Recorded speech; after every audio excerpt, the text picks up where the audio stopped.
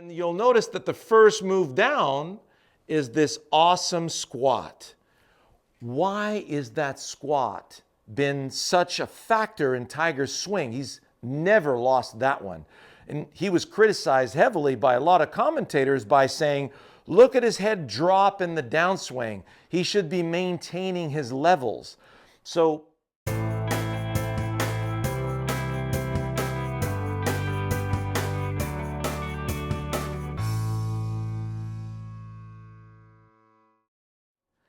hey everyone, Shawn Clement here, and a special edition for this week.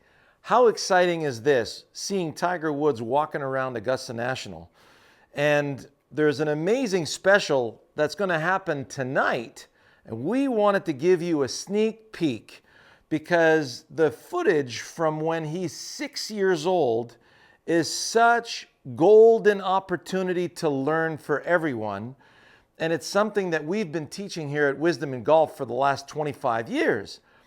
And so in the teaching end of things, we kind of got lost for a while.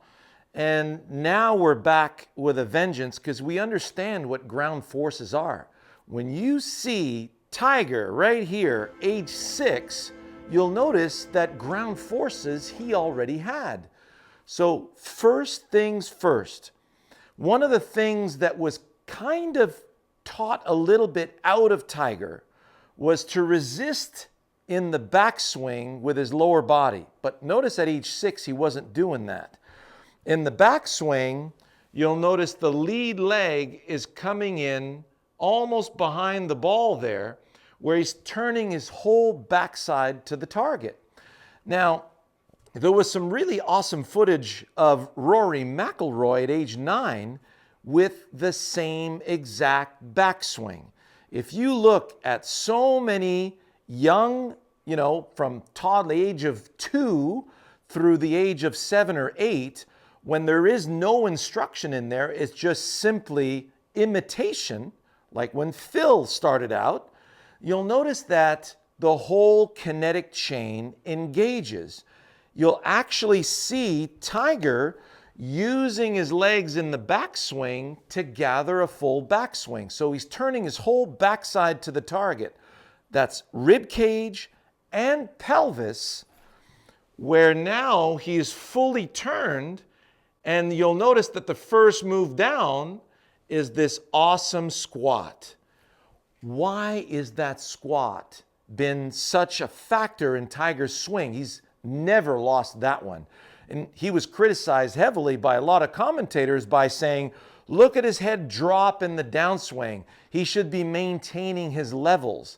So he went through 5 different coaches with 5 different sets of swing positions, but he is now back. If you look at his swing this week and you compare that swing to when he's age 6, that's the closest he's been to that swing in a very, very long time. And this is what's so exciting, right? Because he had to learn to listen to his body. He's got back fusion now. He's had several discectomies. So he has to let the hips turn in the backswing now. And that is what's allowing him to get a better transition into his kinetic chain in the downswing. So let's look at how we deliver into the target, because if you look at that 6-year-old swing, no thinking there. It was all target. He had to get as close to that flagstick as possible, if not in the hole. So if I go to the top of that backswing, and let's say I wanted to take this club and throw it in the direction of the target, well, the first thing my brain would need to do is go get the ground. I just lowered myself with both legs.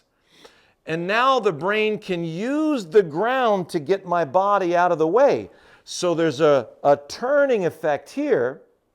And then when I'm exploding out toward the target, I'm extending through the ball and into the picture. You're going to see Joaquin Niemann do this extremely well. So when you watch the professionals on tour, think about what the purpose of that swing is. That purpose is to deliver an action in the direction of the target and not to hit the ball. So if you look at Tiger's head position, now they're special. You'll see Rory, Tommy Fleetwood, Joaquin Niemann, basically the vast majority of all the professionals out there on tour worldwide. You'll notice there's a deepening of that tilt in the downswing. So nice full backswing, and then in the downswing, as the go to the ground happens, then you'll notice the head start to look like it's tilting back. That's the access to target. If I reverse tilt the head forward, then I would project everything into the ground and bury the club in the ground. So when you see somebody out on the driving range like this over the ball, you know their attention is not missing the ball. Be careful, watch out, make sure you hit the ball. Whereas intuitively, because the money's over there in pro golf, you need to deliver toward the target.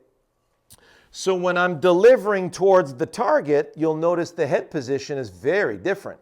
Now I can collect the ball from here and release the ball in that direction towards the target. That is exactly like, imagine I was a lumberjack. There's my tree. I'll grab my 7-iron here. So if I wanted to down this tree, I would set up behind the tree. Now I'm going to take the club here and I'm going to heave it back. So notice when I heave the axe back, I don't heave it into my head. I don't freeze the lower body. I actually need the legs to heave the arm club unit into the backswing, and therefore I'm going to come up. Many of the top teachers now are telling you, you need to come up in the backswing if you're going to do the ground forces properly in the downswing. So we heave it up and everything is floating up, and now I'm going to deliver this through the tree. That's through the tree. Now, if I wanted to split wood, I would deliver my axe through the center of the tree this way. So I would swing it way inside and come over the top to split the wood. This is how I would use a very heavy axe. Otherwise, I'd split my hands and then I'd set up right over the stump here, heave it straight up in the air and go straight down. So when those of you who are coming over the top, that's because the golf ball is your target. And as soon as you start moving towards the ball, you'll get out in front. Now you got to hurry up and hit the ball before you miss it. Whereas when I'm downing my tree, I'm always staying behind because I'm moving the axe through the tree that way.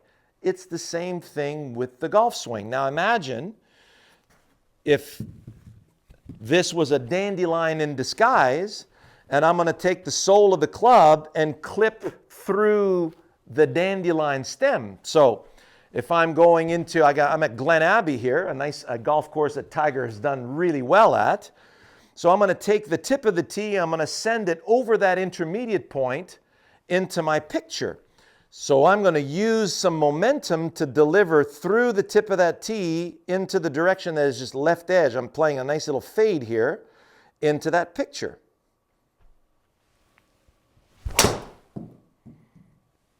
Nice finish, right down the middle. So my attention was out there. It was definitely not over here. So for those of you who have a negative angle of attack with the driver, well, that's simple to do. This is me going towards the target, and that's me going toward the ball. So when I'm going down and across, that ball's going to balloon like crazy. It's got way too much spin, where because I'm catching that one on the way up, notice my backspin's at 2,000 RPM. And look at my launch angle, 18 degrees. I got a 9-degree driver. So my angle of attack is upwards by 7 to 9 degrees, which really allows me to get a lot of carry for the speed that I have. So my club head speed's at about 110, 112, and I get really maximized distance from that. So when I'm delivering through and out, I optimize my numbers. When I'm delivering at the ball, then I minimize my numbers. I'm really going to struggle. I'm going to struggle to keep it in play, and I'm going to struggle with distance. I'm not going to get so if you feel that you're severely under distance with your swing, go check out our driver videos and see how you're going to optimize your numbers to really maximize your efforts with the driver. Minimum effort, maximum yield, okay? So we gather a full backswing. So here's a nice drill for you to achieve a full backswing the way a 6-year-old Tiger does. We hold the club upside down like a sword with the lead hand. Imagine you have a bamboo shoot that you're about to slice through. So I set myself up to get through the shoot. Notice where my head is? If I do this, I'm just shaving bark into the ground. So I set myself up, gather my backswing, and I'm going to whip through that bamboo shoot in that direction. So you see how that works? I'm going to give myself a little more room from that curtain here. So turn the whole backside to the target so I can use some nice momentum to slash through in the direction that I want to go. So when I get that full gathering and I want to slash that way, the brain's got to go get the ground, use the ground to get my body out of the way so I have access out there. So notice in the split screen here how this is happening with my action. So you could do it with the lead hand, or the trail hand I should say, gather, slash through. Then you put both hands on the club, gather, slash through. Or take a look at our throwing videos. So take a look at throwing the club, Shawn Clement. Make sure you have a very safe place to do this. Watch the video entitled Throw the Club Straight, Shawn Clement. So when you're throwing the club in the direction that you want it to go, you'll maintain all of these wonderful elements that you see in the 6-year-old Tiger Woods. So when you watch the show tonight, like I am, I can't wait to see it, this is what we want you to look for, because you can really learn a ton from this golf swing here, because that swing is pure. It's built on pure self-preservation, relying on the ability to find a target. He's not worried about the ball. He's going towards the target. And that he learned from, age 2. So by the time he's 6 years old, it's trapped, and the rest is all about, learning how to manage his game for the best scoring possible. That's where we want to get you as fast as possible. So I hope you enjoyed this amazing, insight on a 6-year-old Tiger Woods. And there's a lot of you out there. Many of you have some kids right now at that age, and they've got that swing already. So I want to make sure you don't teach those beautiful moves out of them. I want you to nurture those moves and get them to where they need to go. All right, all the best.